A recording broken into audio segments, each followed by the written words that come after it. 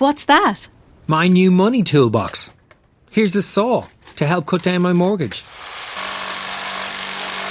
And a spanner to tighten my outgoings. What's the hammer for? Nailing my credit card debt. Want to see more? For free, independent tools and calculators to help you manage your money, visit ccpc.ie/money tools. From the Competition and Consumer Protection Commission.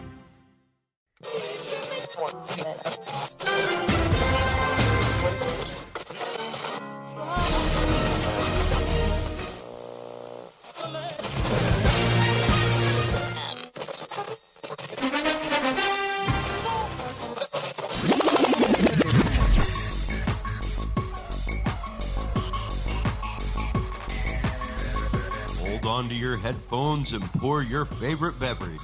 It's time for the Kickin' or Stickin' Fantasy Football Podcast. Now, fresh off the sidelines, your host, Matt McPeak.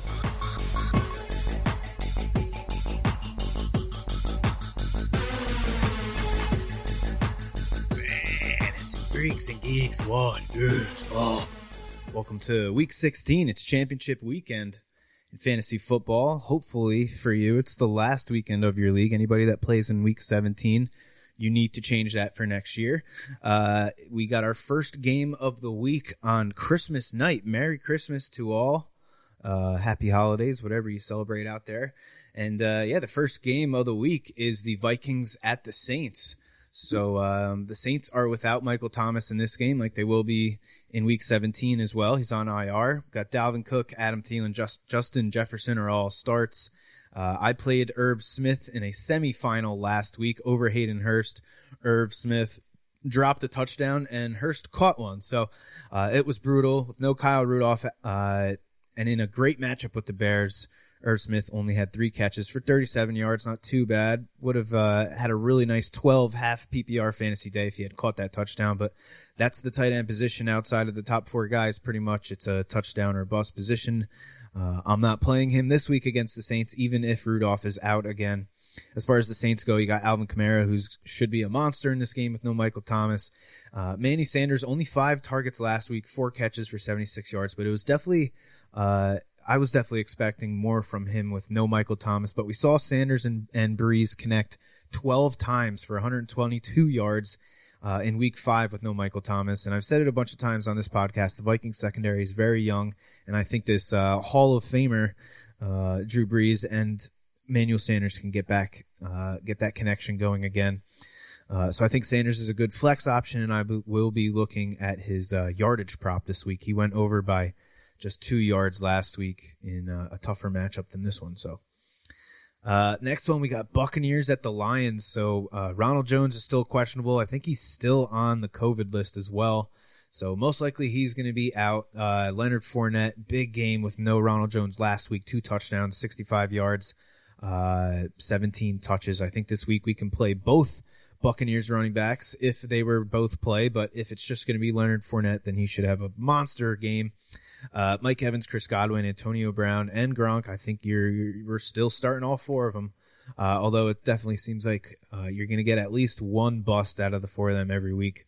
So you're kind of playing roulette down. You're playing Tampa Bay roulette, but they all have such big upside. You can't really set them. So DeAndre Swift draws the short stick with the hardest matchup for running backs this week, but he had 19 touches, including 4 catches on 5 of the 6 running back targets last week for the Lions. The Bucs have given up the second most receptions to running backs, so I think Swift can still be a start in PPR leagues this week.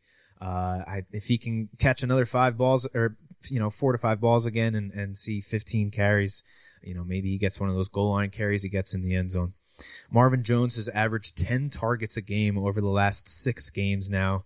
Another huge game last week with 112 yards and 10 catches with a touchdown. So we're starting him.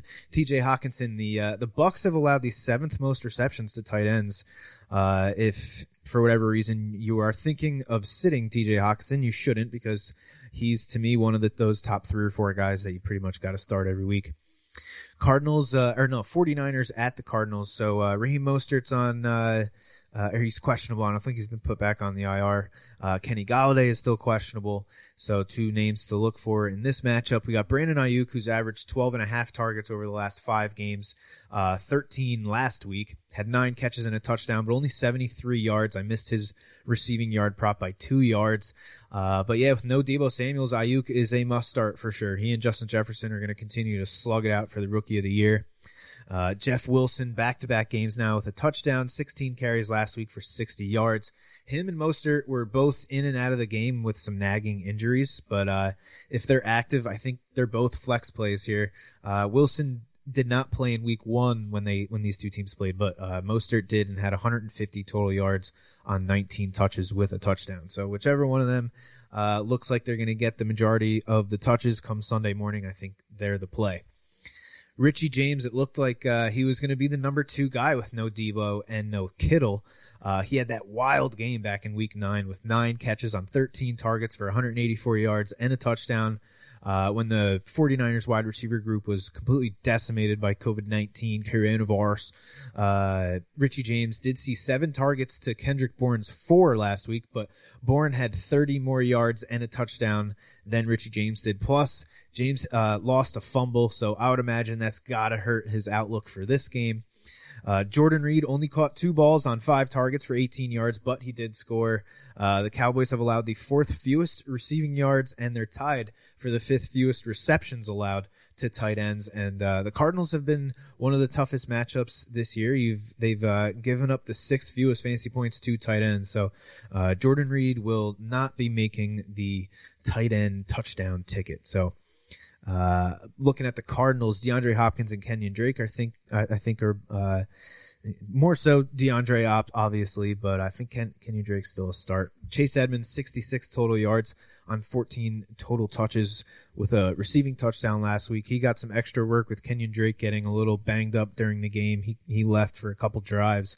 But the 49ers did just allow Tony Pollard to catch 6 balls for 63 yards last week. So if Drake is not 100% going into this game, which what starting running back is at this point in the season, maybe Edmonds can be a flex for us, at least, a DFS option, but I can't trust him in my championship. Dan Arnold, 54 yards on 3 catches last week, had 2 catches of over 20 yards. He cleared his yardage prop of 15.5 very easily for me. I might take a glance at it this week if it's going to be that low again, but unless I get a good price on it, I'm staying away. The 49ers have allowed the fewest receiving yards to tight ends, so they're going to have to give me a nice low number again for me to be interested in that one. Dolphins at Raiders. We got Mike Gesicki, Devontae Parker, Myles Gaskin, Henry Ruggs. All these guys are questionable going into this game. Savon Ahmed with 122 rushing yards last week on 23 carries. If Gaskins misses this game, Ahmed should be great again. The Raiders have allowed the 3rd most fantasy points to running backs this year. Then we got Lynn Bowden, who led the team in targets last week with no Parker or Gesicki. He only had 37 yards, but caught 6 of his 7 targets. If both of these guys miss again, I think Bowden is a decent option again this week. Raiders are in the top 10 in receptions and receiving yards allowed to running backs. I know he's technically a wide receiver, but they kind of use him all over the field. He's definitely deserving of that dual RB wide receiver tag in fantasy football. Plus, he's going to be playing with just a little bit of revenge. He was drafted in the 3rd round by the Raiders, but then got cut before the start of the season, which you never really see. So this is a special type of revenge. I don't know if we've ever seen a revenge like this from a player. Durham Smythe led the team in yards last week with Gesicki. I really wanted to get in on his yardage prop last week, but neither of the books that I use had one on him coming up to kick off for that game. If Gesicki misses again, he's another guy I'm going to have to look into Sunday morning, see if they have a number available for him. Matt Breida had a couple nice runs last week, but the Dolphins are not really a team that is going to really distribute touches all that much. They kind of like to just give them all to one guy. and let that guy be the bell cow for the week. For the Raiders, you got Josh Jacobs, Darren Waller, and I think Nelson Aguilar is a start again if Ruggs is out. If he's not, then I think I'm going to stay away from Aguilar, but if there's no Ruggs, I think Aguilar is a decent option. Panthers at the Washington football team. Christian McCaffrey and Antonio Gibson are both questionable. I think McCaffrey's actually got the doubtful tag, which we don't like to see in fantasy football. DJ Moore, Curtis Samuels, and Robbie Anderson. Anderson's still a start for me. Had his worst game of the year last week, but he had 12 targets the week before, so I'm still starting him. Mike Davis, 14 carries for 60 yards. Not bad last week, but only 2 catches. He had 30 catches over the first 4 games, but only 29 catches in his last 9 games. So that is definitely a part of the offense that has gone away as Curtis Samuels and DJ Moore have gotten more involved. The Washington defense has allowed the 6th fewest fantasy points to running backs. Plus, they're going to be playing hard for their head coach, who's got something on his mind this week. Revenge. Ron Rivera, of course, was the head coach of the Panthers for the last 9 games, and I think this Washington team's going to play with a little extra edge to them with their quarterback situation. Dwayne Haskins named a captain going into this year, which is ridiculous. Had that captainship stripped of him because of his time spent with strippers after the last loss. Without a mask on. So, not even sure who's going to start at quarterback for the Washington football team. J.D. McKissick has a great matchup this week. The Panthers have allowed the 5th most receptions to running backs. If Antonio Gibson misses this game again, I will definitely be looking into McKissick's reception prop. Last week, they had it at 3.5, which is a joke. And there really wasn't all that much juice on it. I think it was like minus 128 for it, but 3.5 catches. The dude finished with 9 catches on 10 targets. So he's been one of the most heavily targeted running backs in the league, if not the heaviest targeted running back this year. So a reception prop of 3.5 is just ridiculous. Hopefully they keep it the same. Terry McLaurin, you're starting him. Logan Thomas, I said last week how he has become one of the most consistent tight ends in the league, but he was incredible last week. Led the team in targets with 15, catches with 12, and receiving yards with 101. And what do you know? The Panthers have allowed the 5th most receptions and the 9th most receiving yards to tight ends, so he is another guy to look at his receiving props this week. Colts at Steelers. James Conner is questionable for this game. We got Jonathan Taylor and Naheem Hines. Tough matchup, but we're starting both of these guys, especially after what Giovanni Bernard did to the Steelers' run D last week. T.Y. Hilton didn't catch a touchdown last week like he did in the 3 games before, but still 71 yards on 4 catches. I think this is a week to sit T.Y., though. Those Steelers corners are just really tough. You got to sit Michael Pittman, only 2 catches in 3 of his last 4 games. Zach Pascal, 2 touchdowns last week, led the team in catches and yards, but I'm not starting him either. I think it's really just running backs or nothing for the Colts. Benny Snell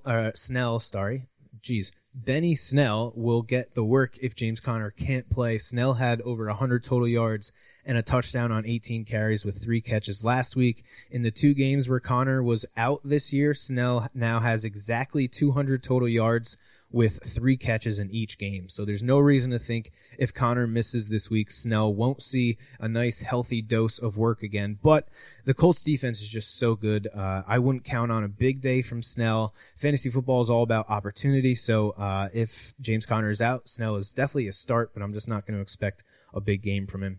Deontay Johnson had another 13 targets last week, but turned them into only 59 yards. He has a horrible tendency of doing this, where he sees double-digit targets and ends up with under 7 yards per target, which is just pathetic. Continuing to be extremely inefficient this year, but he's getting the targets, so you kind of have to keep starting him. That's the frustrating thing. Same with Juju and the rookie Chase Claypool. They're seeing the targets. It's just their offense has kind of changed over these last 4 or 5 weeks. They've turned into nothing but dink and dunk. It seems like those deep targets have just washed away. Falcons at the Chiefs, an interesting game here. Got Julio Jones, who's still questionable. Not sure if he's going to be able to play. Calvin Ridley, though, 7th 100-plus yard game last week. 9 touchdowns on the year. I drafted him in one of my dynasty leagues, and I just cannot wait to see how good this dude ends up being. Russell Gage, 10 targets last week, only player for the Falcons with more than 5 targets besides Calvin Ridley last week. So Gage finished with 68 yards and a touchdown. If Julio is out again, I think Gage is definitely a start in what I think is going to end up being a high-scoring game. Hayden Hurst and Ito Smith, I don't know. Hurst has just been so up and down. I've been wrong on him, seems like every single week. I was so excited to draft him at the beginning of the year, and it's been one of my more frustrating picks because I haven't had it in me to drop him, although there's been a couple times this year where I probably should have. But, just when he starts looking like he's completely done, he goes out and scores like he did last week against one of the tougher teams. So, yeah, I'm not even going to make a call on Hayden Hurst. If you got him, that's your call. Sorry, dude. Tyreek Hill, Travis Kelce are obvious starts, but with the injury to Clyde Edwards-Helaire, we're going to see Le'Veon Bell get some touches this week. He had 15 carries for 62 yards last week. I heard on the broadcast that Andy Reid said about Le'Veon Bell, he's starting to get a feel for his linemen and how they operate, but I'm hoping we get a high rushing yard prop for Le'Veon Bell this week. If it's something crazy like 70 to 75 yards, I'm going to seriously consider the under. The Falcons are one of the 2 teams that have allowed less than 1,000 rushing yards to running backs total this year. Which is pretty damn good. Plus, Darrell Williams, I think, is still going to see his fair share of touches. I don't think they're going to just go out there and give Le'Veon Bell 20-plus carries. I would still start Bell no matter what because it definitely looks like Clyde's going to miss this game. But just as far as a prop betting perspective, I'm not going to expect anything crazy from this running game. I think it's going to be a Patrick Mahomes game for sure. Bears at the Jaguars. Me and all my fellow miserable Jets fans out there, we're really hoping the Jaguars can pull out a home victory here. But James Robinson's questionable. Apparently, he looks like he's going to play, but we just don't know for sure. David Montgomery has been on fire lately, over 550 total yards in his last 4 games combined. The Jaguars have allowed the 3rd most rushing yards this year. So fire up David Montgomery once again this week. Allen Robinson, only 3rd time this season with under 5 catches last week. Still put up 83 yards. We're still obviously playing him. Darrell Mooney, or Mooney, however you pronounce his name. Back-to-back games with a touchdown now. Only 3 teams have allowed more wide receiver touchdowns this year than the Jaguars. So I think Mooney is a pretty decent DFS option this week. I am very aggravated with myself. I drafted Anthony Miller in one of my dynasty leagues this past year. I was very excited about his 3rd year prospect, and it seems like the guy you really want going forward as far as the wide receiver 2 for the Bears goes. I think it's Darrell Mooney, and I saw that somebody picked him up like 2 weeks ago, so I missed out on that opportunity. Jimmy Graham, Cole Kmet each caught 2 passes last week, only 37 yards between the 2 of them. But the Jaguars are the 4th best matchup for tight ends. So again, cheap DFS options for you there. Probably not guys you can confidently play in your championship leagues, but definitely guys you can consider in a daily fantasy lineup.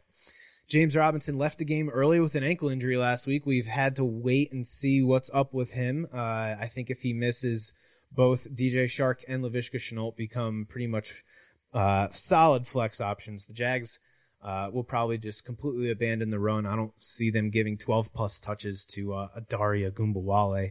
If Robinson misses, I will also be checking out Gardner Minshew's pass attempt prop.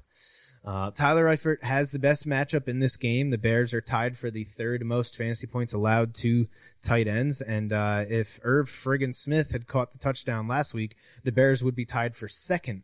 But that's all right. You can't win every league. But yeah, the Bears, 2nd most receptions and the 4th most receiving yards allowed to tight ends. So Eifert might make the tight end touchdown ticket this week. Hopefully we can hit on one for, I think I've only hit on one this season, although I waited way too long to start it. I wanted to start doing it after like week 5, and I waited until I think week 9 or week 10 like an idiot. I had so much success with it last week. I don't know what got into me, but David Montgomery in this game, or David Johnson, sorry.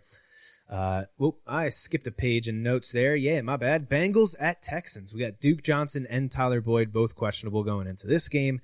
Giovanni Bernard played great against the Steelers, 97 total yards with a pair of touchdowns. That Texans run D has has allowed the most rushing yards and 17 rushing touchdowns this year. So as long as Mixon doesn't return, which does not look very likely, Bernard should be a very solid flex option, if not an RB2 this week, especially if the Bengals continue to have their third string QB running the ball. Ryan Finley, 47 yards on 10 rushing attempts last week. So we see it with these QBs that pose a threat with their legs. It helps the running backs.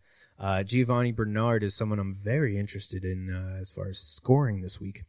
I can't start any of the Bengals wide receivers right now. Even if Boyd misses, I'm still not going to consider playing T. Higgins.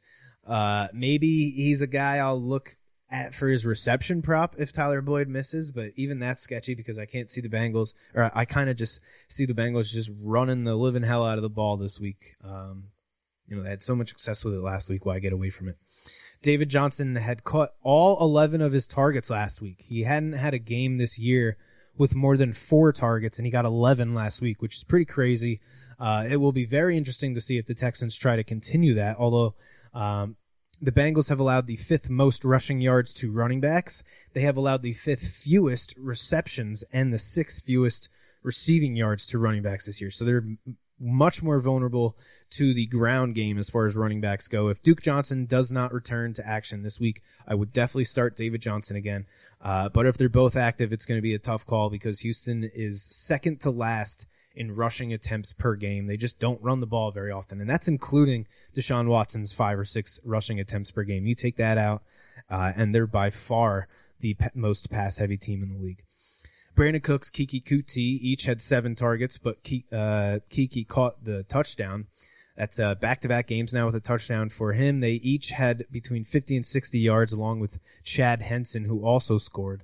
I guess these guys are flex options. The Bengals have allowed the 5th highest explosive pass rate against wide receivers, so it wouldn't be surprising if these guys were to get behind the defense for 1 or 2 deep balls, but I can't trust either of them in my fantasy championship. The one interesting play for me in this game is Jordan Akins. Great matchup. Bengals have allowed the 3rd most receiving yards to tight ends, 7 touchdowns allowed this year. Akins has he had 6 targets in 3 of his last 5 games. Hasn't scored a touchdown since week 1, so he might not make the tight end touchdown ticket, but I will be looking at his yardage prop for sure. Giants at Ravens. Wayne Gallman only got half of the carries last week. Alfred Morris has really hampered Gallman from being a legit starter. I'm staying away from him and the entire Giants team, to be completely honest. I think this is going to be a beat down by the Ravens here. J.K. Dobbins, Gus Edwards, Mark Andrews, all must starts. Marquise Brown, 98 yards last week on 6 catches. Only the second time this year that he had 6 catches. Only 3... after 3 straight weeks with a touchdown now. But if the Giants have allowed the 4th fewest explosive plays to wide receivers, so this might be the week to get away from Marquise Brown. Des Bryant caught his first touchdown in like 3 years last week, which is great for him, but really means nothing for fantasy football. It does give Lamar another option to throw the ball to, I guess, but Des Bryant, let's be real. Browns at the Jets. Hunt, Chubb, Landry. I hit on Jarvis Landry's reception prop for the 4th game in a row now last week. The Jets are 4th in receptions allowed to wide receivers. So if FanDuel is going to continue to set his reception prop at 4.5, I will have to take it again. The Jets are the worst team at defending tight ends. So I'm sure one of Austin Hooper, Harrison Bryant, or David Njoku, if not 2 of them, is probably going to score this week. But I won't be taking any of them on the touchdown tight end ticket. It's just too random with those 3 guys. Frank Gore set his season high for touches last week in that massive upset over the Rams. The Browns are an average run D, so could I see Gore having another decent game? Yeah, but can't start him. Jamison Crowder, 6 catches on 8 targets for 66 yards last week, but he had 7 yards on 2 catches against Seattle when they were trailing the entire game. So he's become way too inconsistent for me to trust. We're a long way away from those 4 straight double-digit target games to start the season for Jamison Crowder. Ty Johnson caught all 6 of his targets last week for 80 yards and a touchdown. I'm not starting him, but I think he's an interesting add in Dynasty. I'm sure the Jets are going to go out and get themselves another running back. I highly doubt Frank Gore is going to be back again. They got P. Ryan, who they just drafted. They got this kid. But yeah, Ty Johnson has looked pretty good, actually, considering the team that he plays on. Broncos at Chargers. So Keenan Allen is questionable. He kind of screwed everybody last week, but Melvin Gordon has clearly been the better back between him and Phillip Lindsay. But the Broncos just keep inexplicably splitting the carries here. I don't understand it. If I had Melvin Gordon, I would try to get away from him in my lineup. I would try and get him in my lineup if it's at all possible, not only because it's not a bad matchup here, but also because revenge.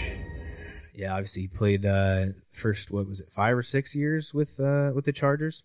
Noah Fant has the best matchup in this game. He left the game in week 14 with an illness, but he returned last week against the Bills on Saturday night and had a great game. He hit his season high in targets and catches with 8 of 11, 68 yards and a touchdown. The Chargers are tied with the Bears for the third most touchdowns allowed to tight ends, so he will definitely make the tight end touchdown ticket this week. Jerry Jeudy led the team in targets when he played the Chargers in week 8, but he only had 4 catches on 14 targets over the last 4 games, so he can't be trusted. Tim Patrick, 3 fantasy points last week, 11 and 18 in weeks 14 and 13. Then he had 0 fantasy points in week 12. 14 and a half in week 11. He's just all over the place, man. So he's just another super inconsistent player that I can't trust. And then KJ Hamler has only caught 53% of his targets, which is actually 8 percentage points higher than Jerry Jeudy. So all these dudes are just super risky. I'm not playing any Bronco wide receivers. We're playing Austin Eckler, obviously, and then Keenan Allen is going to be a tough guy to trust after last week. He was hyping himself up before the game, telling his fantasy owners not to worry about his injury, and then he played a whopping 36% of the snaps, only caught 1 pass for 17 yards, but he's got 15 catches for 135 yards and 2 touchdowns in his last 2 games against Denver. So I'm glad I don't have to make this decision, but if I did, if he's active, I'm playing him. He's coming off of the 10 days rest now. Could he go out in the first quarter and catch 1 ball and hit the bench for the rest of the game? Sure. But he could also go out and catch 10 passes for 120 yards and score as well. The dude has double-digit targets in all but 4 games this year. He's scored in 8 games, over 100 yards in 4 games. If you got to the championship with Keenan Allen, you're starting him. Don't get crazy because of 1 bad game.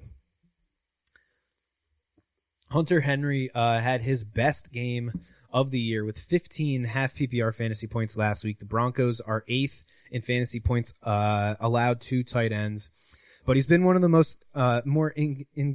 he's been one of the more consistent tight ends this year. I have him in one of my 2 championship leagues, and I'm playing him over Mike Gesicki and Cole Kmet. Mike Williams would be a great start if Keenan Allen misses, but Williams has been dealing with some injuries himself, so I'm going to avoid him as well. How many more games we got here? Jeez, sorry guys. I'm dragging ass today.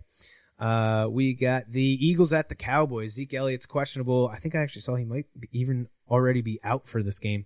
Miles Sanders is a must start this week. The Cowboys have allowed the 2nd most rushing yards and the 4th most rushing touchdowns to running backs. Sanders with 225 total yards in the last 2 games with Jalen Hurts at quarterback. So play Miles Sanders. One prop I will be looking at is his under in receiving yards, actually, with Miles Sanders. Cowboys have allowed the 2nd fewest receptions and receiving yards to running backs, and Sanders has been pretty inconsistent with his receiving numbers. He's got 3 games with under 10 receiving yards. One of them was a -6 receiving yard game. Then he has 4 games with between 10 and 20 yards, 2 games with between 20 and 30 yards, and those 2 games were his last 2 games. And then the 1 high water mark game of 36 yards all the way back in week 2. So I want to see what it's set at. I'm hoping for a 22, 23 yard prop, and I will be looking at the under, especially if it's at plus money. Dallas Goedert has 3 touchdowns and a 9-catch, 91-yard game in his 5-year career against the Cowboys, the team that he's named after. So we're definitely playing him. And then you got Jalen Reagor, had his season high in targets and catches last week, 49 yards on 5 catches. But he's had his playing time reduced, playing less snaps over the last few weeks, with Alshon Jeffrey playing more. Reagor played on 88% of the snaps in week 10 and 93% in week 11, but he's only played on average 63% over the last 4 weeks, only 55% last week. Very strange last week that he saw his highest target share in the same game that he had his fewest percentage of offensive snaps. He's 6th on the team in red zone targets, only the 1 touchdown this year, and still hasn't had a game with over 55 yards. So I'm not playing him, but I am excited about him next year. I have him in one of my dynasty leagues, and wide receiver is definitely my weakest position, so I'm very hopeful on him. Alshon Jeffrey, nice to see him back, but he's got nothing left. Don't even consider starting him, even against this horrible Cowboys secondary. The Eagles just gave up a 400 passing yard game to Kyler Murray and 169 to DeAndre Hopkins. So if you're an Amari Cooper, CeeDee Lamb owner, there's that. Tony Pollard had a great game with no Zeke last week. If Zeke misses again, Pollard is definitely a must start. And you got Dalton Schultz. He's either a tight end or at least 4 catches in 6 of his last 7 games. So he's been pretty consistent lately as far as the tight end standard goes. Eagles are 9th in fantasy points allowed to tight ends. So Schultz has a pretty decent shot to make the tight end touchdown ticket this week. Michael Gallup has a touchdown in 2 of his last 3 games, but he's been the most wildly inconsistent of all the Cowboy wide receivers, so I can't trust him. Rams at Seahawks. Very excited about this game. Cam Akers is already out. I added Cam Akers in a few weeks ago in both of the championship leagues. Only started him in one of the leagues last week. That league is weird, and we play each playoff matchup is actually over the course of 2 weeks. So Akers, 4 points last week, didn't officially kill me, but I'm now down like 40 points going into this last week. But I was able to pick up Darrell Henderson. I will have to decide whether to play him over Kenyon Drake or Kareem Hunt.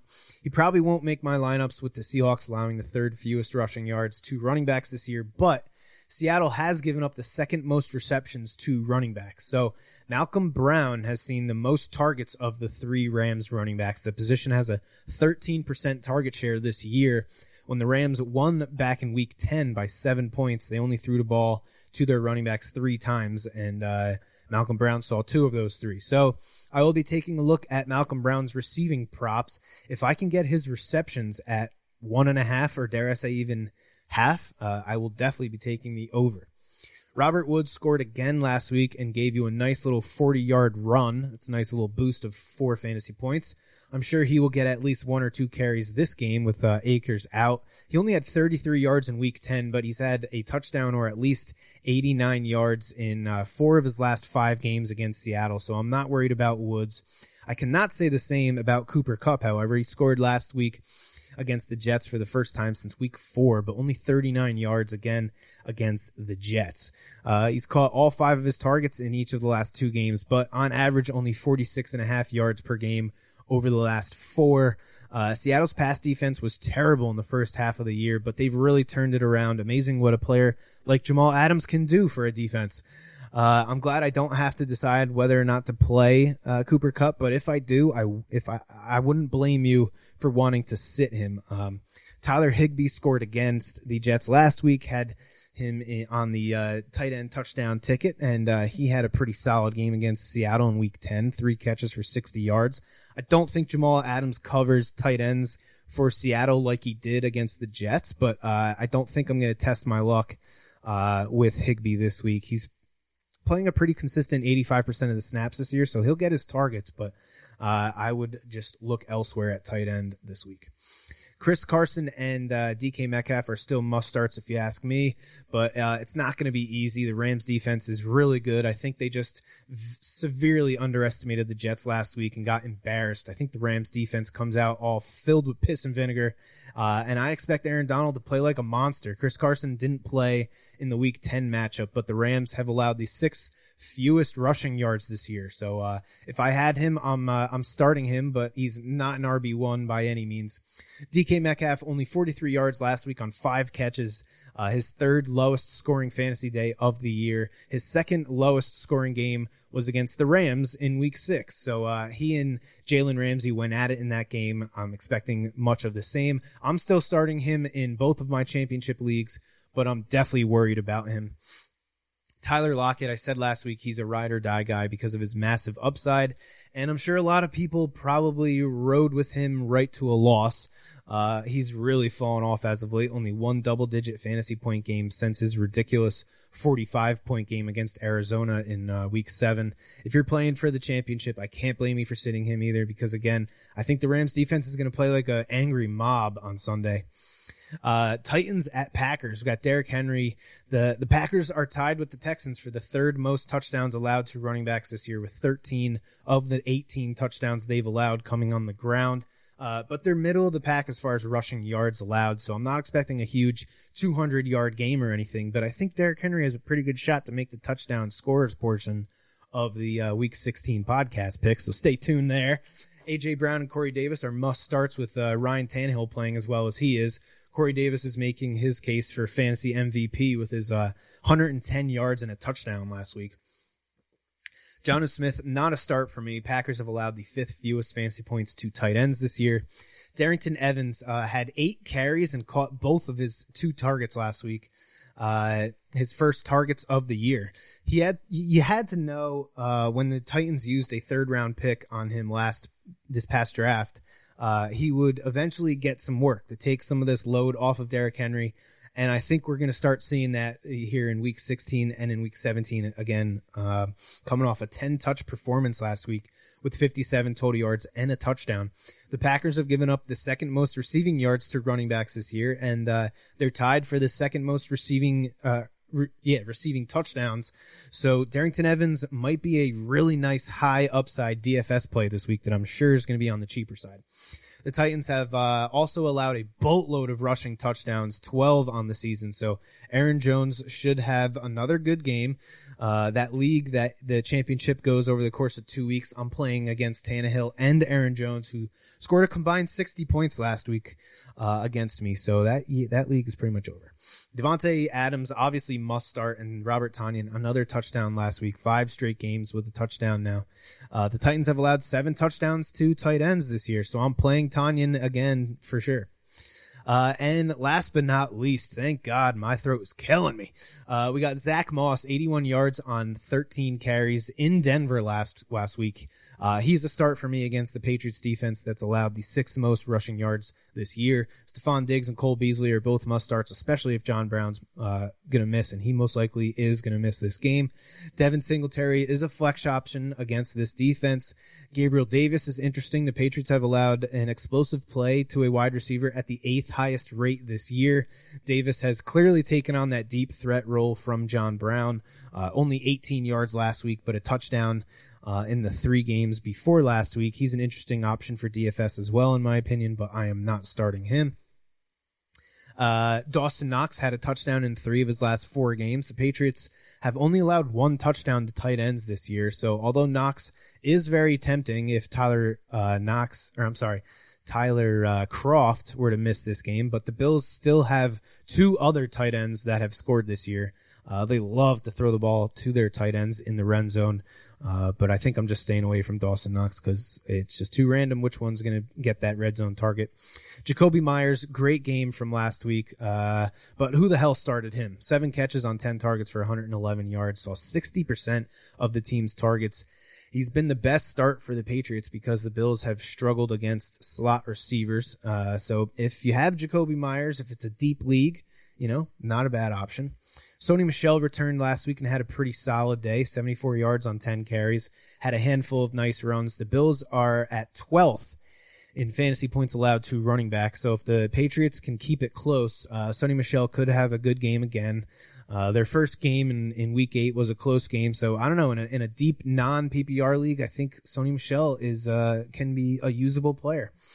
James White, only 3 games this year with over 10.5 PPR fantasy points, only 5 games this year with over 7. and has yet to score this year. So I have zero interest in James White. So that's going to do it for the game previews here in championship week. I'm sorry I'm going a little over, but I wanted to really dive in this week and get as much information on everybody as I could. So let's check out the week 16 podcast picks.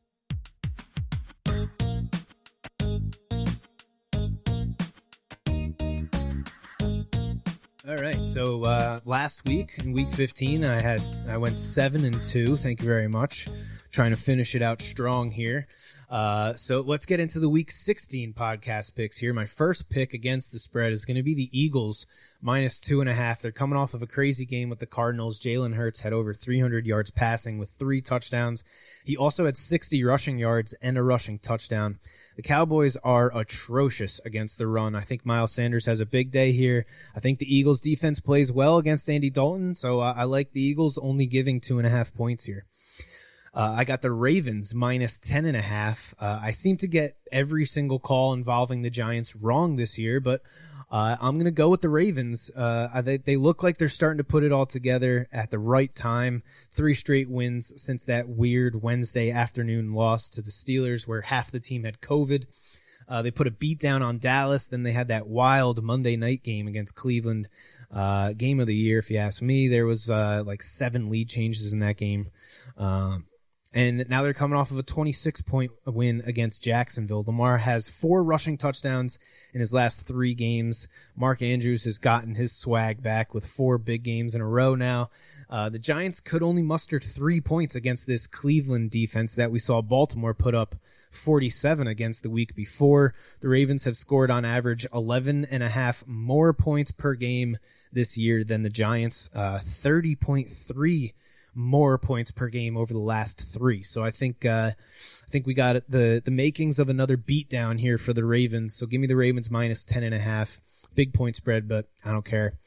Then the third game against the spread, the Chiefs -10.5. I'm taking the 2 highest spreads of the week. Is a little sketchy, but I feel like the Chiefs are going to murder the Falcons here. Atlanta has the second best rushing defense right now, but they've allowed the second most passing yards per game and the third most completions per game.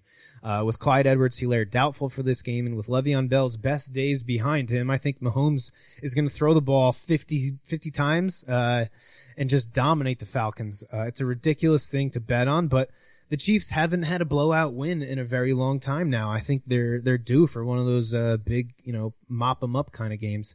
The Chiefs have an average winning margin of only like 4 points over the last 6 games, but I think they break the trend here, and I think they cover this big 10.5 point spread. Atlanta has allowed the most explosive plays to wide receivers this year. Not a good thing when you got Tyreek Hill and McCole Hardman and those boys coming into town. No, actually, it's in Kansas City, which is even better. Atlanta is in the top 6 in fantasy points allowed to tight ends. Also, not a very good position to be in when you have one of the best tight ends of all time playing you in Travis Kelce. I think the deck is very much stacked against Atlanta, so I'm taking the Chiefs to win by at least 11 at home. The over I like for week 16 is going to be the Falcons and the Chiefs, over 54.5. I usually try and stay away from taking an over and under along with one of the teams, one of the picks against the spread, but this is the over I like the best this week, so I'm going to go with it. The Chiefs have scored 31 points a game this year. Falcons are at 25. This total is the second highest total of the week, so Vegas thinks this is going to be a high-scoring game as well. Usually I'd be afraid of taking an over involving a dome team on the road, but as of right now, there's a 4% chance of rain in Kansas City on Sunday, and it should be about 50 degrees, which is as good as you can ask for in December 27th. So the Falcons' run defense is really good, but their pass defense is terrible. I mentioned on the Chiefs pick, I think Mahomes is going to have a big game. I think the Chiefs score at least 30 points on the Falcons' defense here, and I think Atlanta can contribute enough to the over. Kansas City has allowed 24 or more points in 5 of their last 6 games, so I like this game to be a 35-21, 35-24 kind of game. The home team total is set at 33.5 right now. I see the Chiefs maybe even putting up a 40 burger, so that's another one I might consider.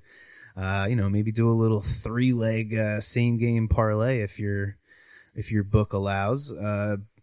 If you're gonna do that, if I'm gonna do that, I would probably buy the total down to maybe 51.5. Buy yourself a field goal there. The spread down to 9.5, so you only have to win by 10 rather than 10 and the hook.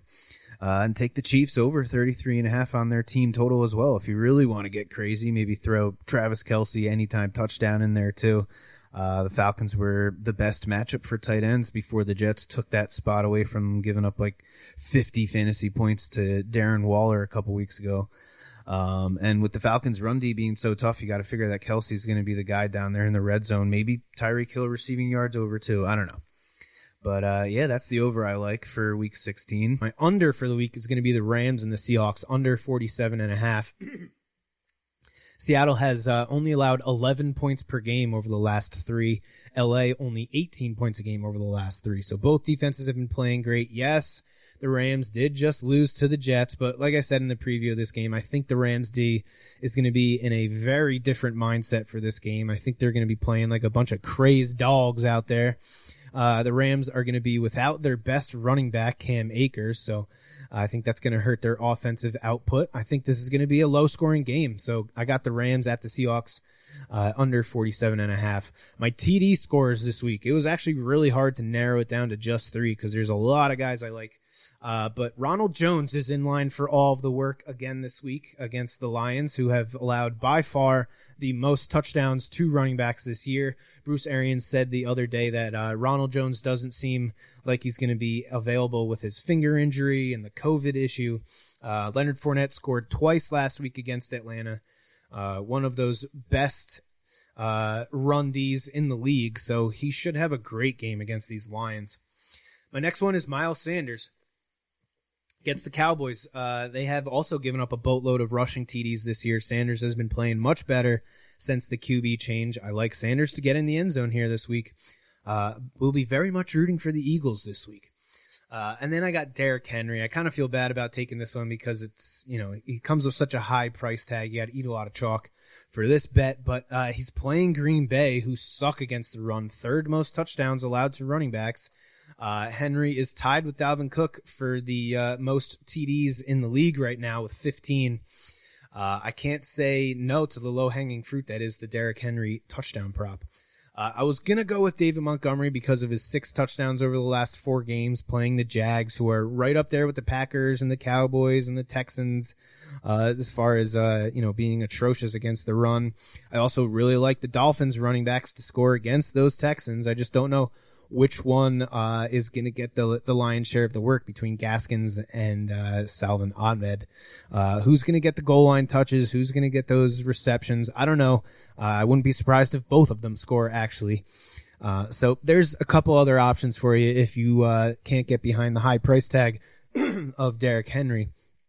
And last but not least, we got our Week 16 Road Dog of the Week. Oh, you didn't know? Your ass better call somebody.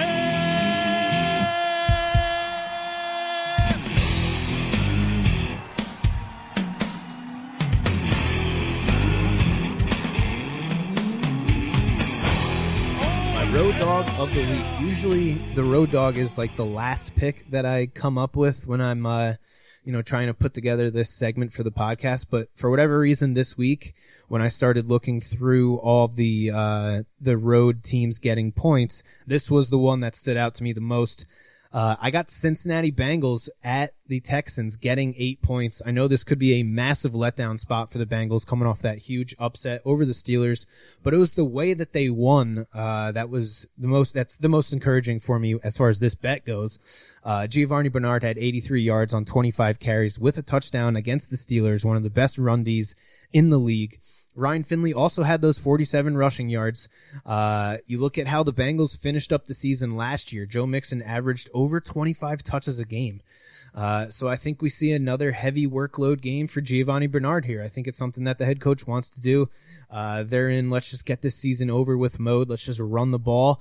And when you have a matchup like this against the Texans, who have allowed the most scrimmage yards to running backs this year, how can you get away from the run? The Texans offense has been slowly declining pretty much all season. I think last week's fumble at the goal line to lose the game, which was like the second or third time that has happened to them this year. I don't think the Texans have it in them to take a big lead and to keep it. So give me the Cardiac Cats, the Cincinnati Bengals, +8 as the road dog of the week for Week 16. And that's going to do it for the Week 16 episode of the Kickin' or Stickin' Fantasy Football Podcast. Thank you so much for tuning in this year. Thanks for checking out this episode. Hope everybody has a happy, safe holiday. And as always, may the fantasy gods be cruel to your opponents. You have been listening to the Kickin' or Stickin' Fantasy Football Podcast. For more great episodes and information, follow us on social media and tune in every week. Kickin' or Stickin' is available on Google Podcasts, iTunes, iHeartRadio, Spotify, Alexa, Reach.tv, or your favorite podcast service. Kickin' or Stickin' is a proud member of the HC Universal Network family of podcasts. To find out more about this and other great shows on our network, visit us online at hcuniversalnetwork.com today. Fantasy football is fun, but gambling addiction destroys lives. If you or someone you love suffers from gambling addiction, please do not be afraid to seek help. The National Council on Problem Gambling operates the National Problem Gambling Helpline Network. Contact them today at 1-800-522-4700. Thank you for tuning in to the Kickin' or Stickin' Fantasy Football Podcast. Please remember to play responsibly and always look for your man downfield.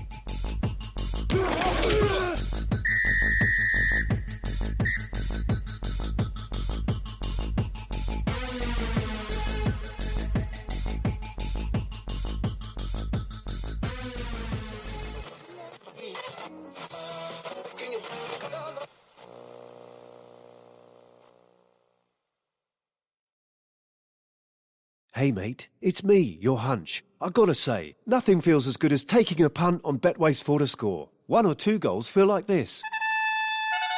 3 like this.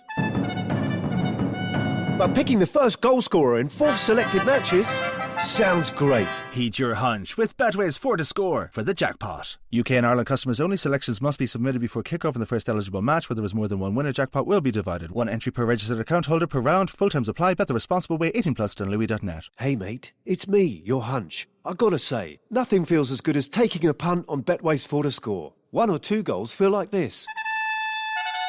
3 like this.